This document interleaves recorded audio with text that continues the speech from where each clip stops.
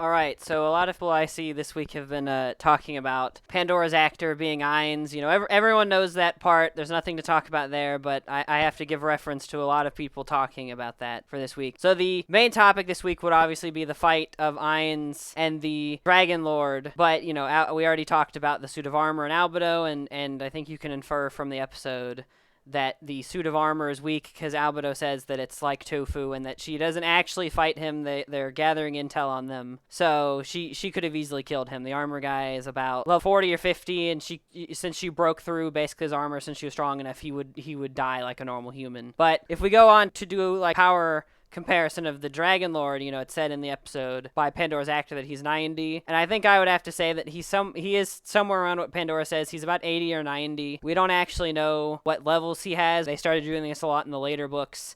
Just have a lot of question marks for what his levels are in. He has 4 job classes we know of, but he doesn't have levels in them. He has Primitive Caster, World Connector, Overlord, Dragon, Soul Adorer, which I think means that, from what I assume from that, since it's not really mentioned, that's how he's able to make armors to remote control. And basically, he uses wild magic. And it implied from his character that not him, but his father and his mothers, the dragons, were the ones who created some kind of magic or did something in the past that is what created the phenomenon now that makes players appear in the world every 200 years.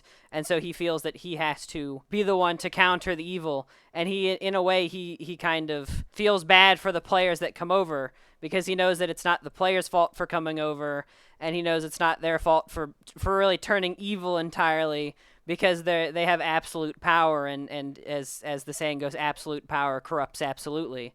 And that's the thought process going on here, is that it's not the player's fault for coming over here. It's his parents' fault for doing it, but he has to stop them and protect the new world from the players. And so that's most of what we know about him. He does have a long history of who he worked with, and his whole story of working with 13 heroes and how he knew them, and that he is technically the strongest dragon among the Dragon Lords. He's a Dragon Lord above the other Dragon Lords, but still, probably, if I had to place my gambles here on who would win in a fight, I would gamble that Ainz probably would win in a one-on-one. Plus, you have Ainz' entire cast of Guardians that are also almost max level and stronger than him, like Albedo, with world items, since Ainz and them have way more than 2 world items, like he said, so they can counter his barrier spells, since it's a mid-tier spell and can be countered by world items. Ainz, if he deployed his full team of Guardians, could easily combo him into the ground, basically. And so I hope you guys enjoyed this video this week. Like and subscribe, and I'll see you guys next week. Bye!